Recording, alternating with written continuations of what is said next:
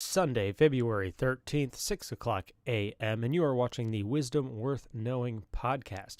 My name is Craig Chamberlain. Thank you for joining us today. The topic that was selected by the community yesterday is, I haven't failed. I've just found 10,000 ways that won't work. We're going to unpack that today and kind of dig deeper into it. If you have any questions or thoughts, make sure you share them in the comment section during the live stream. You can always share your comments before the live stream as well, and we'll talk about them at the discussion time of the podcast. Before we actually move into that, though, let's take a second to talk about Audible. If you're like me and you love reading, or even the idea of reading, but don't have time because you have a spouse, kids, full-time job, and crazy time-consuming hobbies, then I have good news for you. With Audible, listening is the new reading. Now you can pop in your earbuds and play that next exciting adventure or expand your knowledge right from your Android or Apple device. And now, for a limited time, you can get your first Audible audiobook completely free. Just visit audible.wisdomworthknowing.org right now and take advantage of a free 30-day trial. More than enough time to finish that first book. And if you're dissatisfied for any reason, even if you've listened to the whole book, you can cancel anytime. Now let's move on to the main topic today. This is a quote apparently from Thomas Edison, and it is, I haven't failed. I've just found 10,000 ways that won't work. As you may or may not know, I do post probably about 5 quotes a day on the Facebook page, and I really have no idea how everybody's going to respond to those quotes. Some of them that I thought that would be super popular ended up not being. And then ones I didn't think would be very popular end up being super popular. So that's kind of the fun organic nature of the internet, is you don't really know how people are going to respond to the things you post on there. And one thing I really like about this quote is the generalized optimism of it, because of the exaggerated number of times he's failed. And Thomas Edison, obviously a huge inventor. He invented thousands of inventions in his lifetime. This is a guy who fundamentally understood the value of failure. And that's kind of what I wanted to talk about today in relation to him, because in relation to this quote, because failure is something that most people, including myself, don't adapt to very well. And there is a group of people who not only have failure in their lives, but disturbingly, and this is a good thing, they're able to transform those failures into strengths. And that's kind of one of the most difficult things for us to do, I think, especially early on in our adult lives or even in our childhood, is embracing the failure. I do know that there's a saying, a military saying, I don't know specifically where it originates from. It's called embrace the suck, which is like basically embracing the pain or the suffering or the failure, because this highly motivated and efficient group of people like Thomas Edison, who were incredibly contributive to society, found a way to live a lifestyle of not only living with failure, but moving beyond the living with and turning all those failures into strengths. And this is something we should all try to aim for, because failure is an inevitable part of life, right? We can't escape the reality of that. No matter what we do, there are going to be failure points. One of the greatest basketball players who ever lived, Michael Jordan, embraced this as well. You know, he actually was able to not only embrace his failures, but he actually utilized his weaknesses as strengths. He practiced so much that failure actually became part of his process. Like he realized that there was, like, statistically in basketball, for example, there is a percentage of shots you're just never going to make, right? It's like when you're shooting, you could practice forever and you could become an absolute genius in whatever it is, or a master in the sport, and you are just statistically going to miss 50%, 75% of all the shots you take. So failure being part of the process of whatever we do is something that we need to just get into acceptance on. The 10,000 ways that won't work, I like specifically because it also implies mastery of an individual task. So when you're actually looking at the reality of whatever it is you're working on, you need to get to the point in which you are not giving up on it, even though you failed specifically on that task so many times. Because if you don't learn to fail at that task so many times and then just keep at it, then you are kind of doomed to continually not grow through that failure. I like to see one of my favorite charts you can actually look up, and I kind of wish I had pulled up the picture for the podcast, but I guess it doesn't really matter because some people just listen to the podcast. But one of my favorite diagrams is like the secret of success. And in the diagram, you'll see it's like the path of success, and it says what people think on the left-hand side. And they'll show a straight line between starting and success. They'll just show a straight line. So like you just go straight to success, right? That's how it works. That's how the people do it, right? And then so on the left-hand side, it's what people think. On the right-hand side, it's like what it actually looks like. And then it shows an arrow pointing to a failure, and then it like veers to the left, and then it shows to another arrow veering to the right, it says failure, and then another arrow veering to the left, and it's a failure, and another to the right, and it's failure. And then eventually, after all of these failures, it leads to success. And that's far more conducive to reality for almost everybody I've met who has been successful in anything, is that it's preceded by a collective group of failures that they had the courage to not only see those failures, but learn from them and then turn those failures into eventual successes.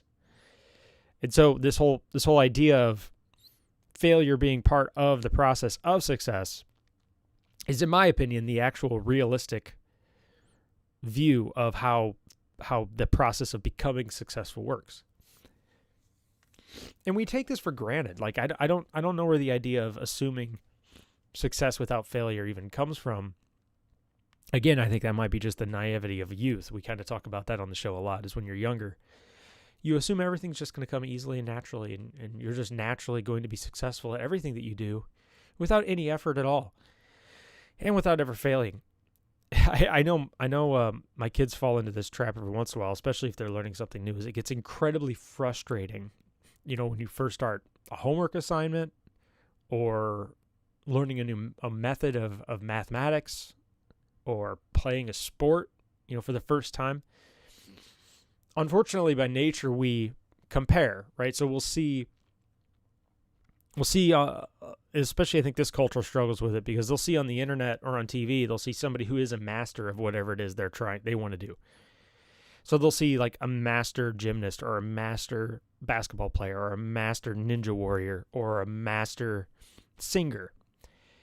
And by the time they see it on the internet, they don't see all of the work and failure it took to get to the point of mastery that they witness.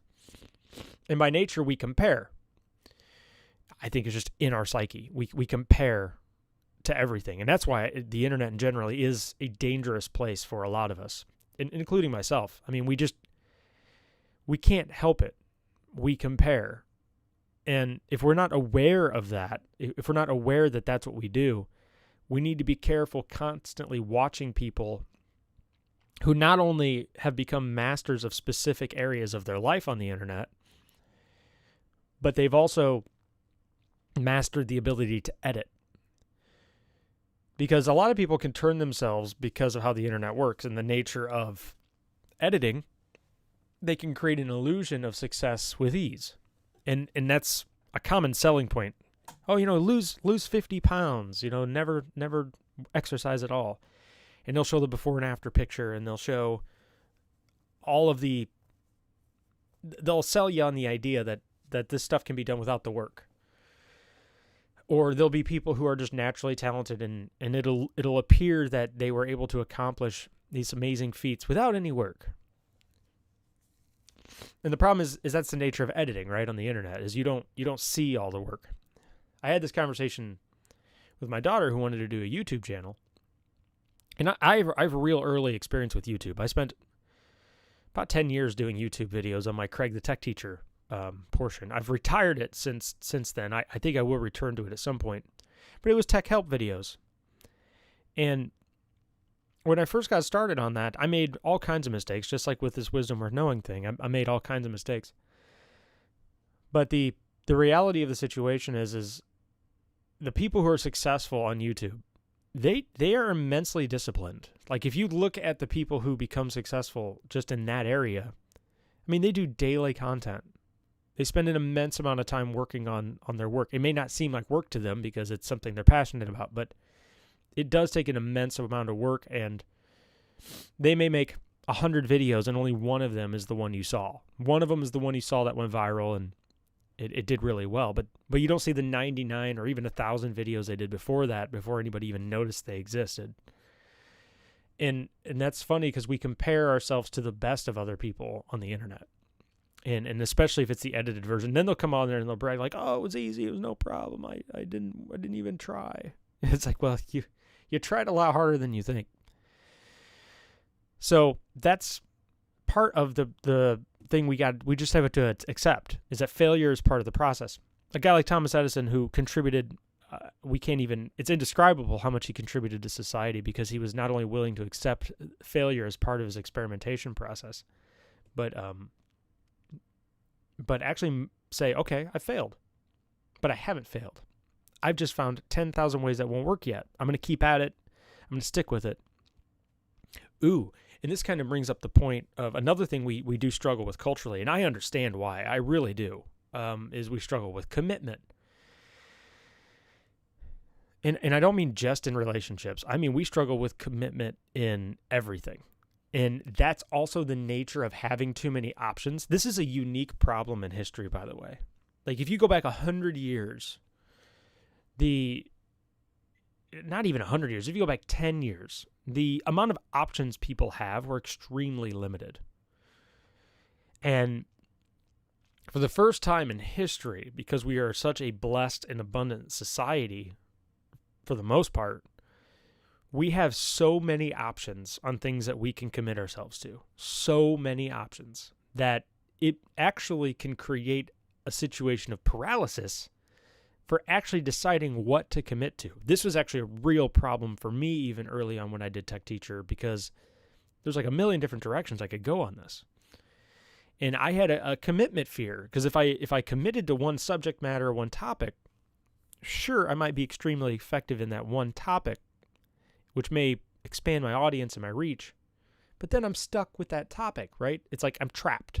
Like that's the thing with commitment, is like you start to think, I'm trapped. Then I have to do that forever, and it becomes work. And it feels constraining when you commit to something.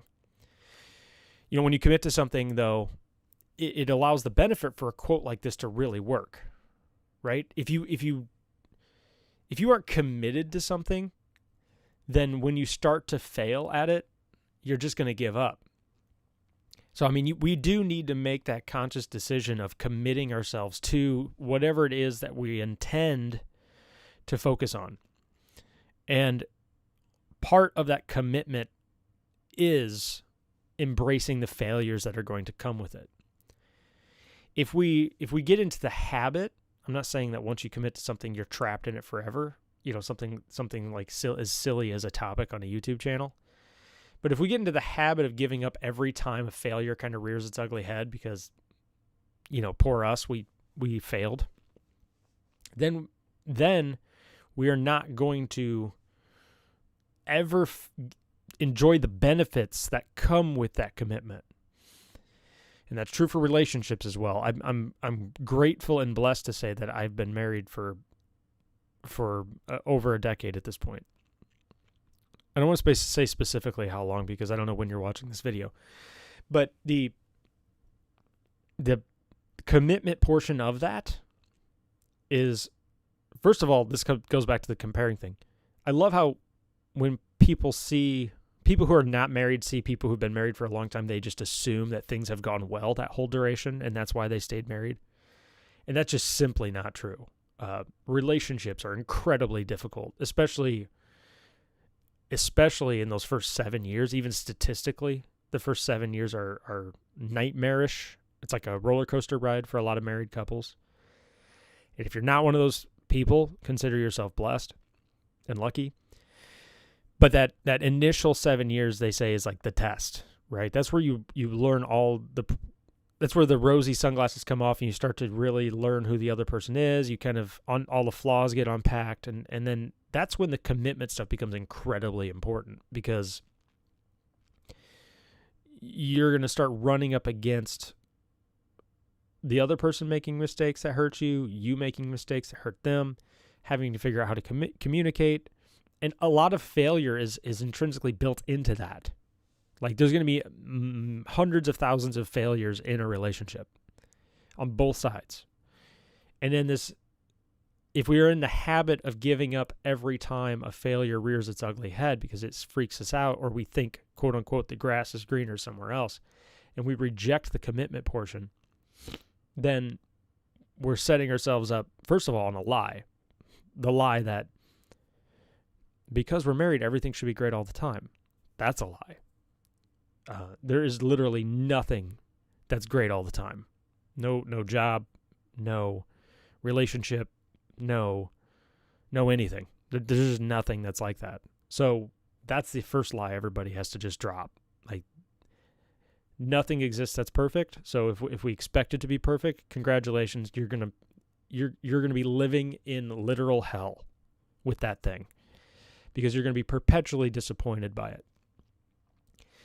The secondary issue is that when a real failure, like almost an astronomical,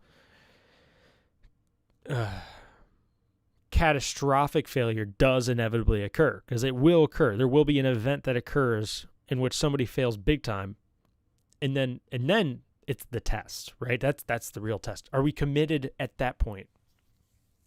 When things get real, when things get really bad, are we going to stick with it? Now, I'm not saying you stay in an abusive relationship or anything like that. Of course, that's ridiculous. No amount of abuse is ever justified. But there are situations in which you will hurt each other emotionally, or make a big mistake, or disappoint somebody, or break a promise, or something like that. And that's a real test of that commitment part. The whole in sickness and in health, maybe somebody gets tragically sick. That's the real test of the commitment, and that's something we need to be aware of. And so a couple things, like I said, we'll start with the do not compare. Don't compare yourself to anybody but yourself, ever. This is a lesson I think the person who really finally clinched it for me was David Goggins and Jordan Peterson, these two guys. David Goggins has an audiobook. I told you, if you haven't signed up for Audible yet, go to the audible.wisdomworthknowing.org. Sign up for Audible. It'll help the page grow. But also, for your first book, consider getting Can't Hurt Me by David Goggins. Warning, there's bad language in it. He's a military guy, so he's pretty aggressive with his language. But here's a situation where a guy actually learned to master commitment and also master overcoming the setbacks. And then he also has a huge emphasis on this, only comparing yourself to yourself, which I think is the only way to compare. Like, the question is am I better than the person I was a day ago, a week ago, a month ago, a year ago? Because really, at the end of the day, you're the only person you have control over, and you're the only one who actually fully knows the background. Other people's situations are completely different. The human condition is extremely complex. You cannot realistically compare yourself to other people ever. The only person you can compare yourself to is you. You're the only one who has enough intimate knowledge of yourself to be able to do that, to actually witness that progress. The secondary part of that is making sure that after you've made those commitments, that you do kind of reevaluate them, on a pretty regular basis, sitting down and actually saying, okay, is this something I'm doing a good job on my end committing to? And you obviously can't control other people, whether they're committed or not, and you shouldn't even try. You just need to be honest with other people. That's the only thing you can do, is share honesty. But making sure that your end of the commitment is being upheld. And then reevaluating regularly. Deciding after an X number of failures is like, is this something I'm still committed to? And if it's another human, I of course think there's an obligation to people if you've made promises and, for example, marriage. Obviously, there is an obligation there that you need to honor, because it does matter that you keep your promises. Of course, there are exceptions to abusive relationships and everything. If you're in an abusive relationship, you need to make sure you talk to a psychologist, a therapist, and bring in as many people who are experts in dealing with that as possible. And the other person I was talking about was Jordan Peterson. He's got a book, The 12 Rules for Life. It's a pretty important book the cornerstone of it is self-mastery. It's the self-improvement portion of our daily lives, and we need to make sure that we upheld only our end of that bargain. If you really take the time to commit to improving yourself and the things are immediately around you, like how good of a job you do at work, how good of a job you do it with your family, how good of a job you do with friends, how good of a job you do with even your animals or your pets.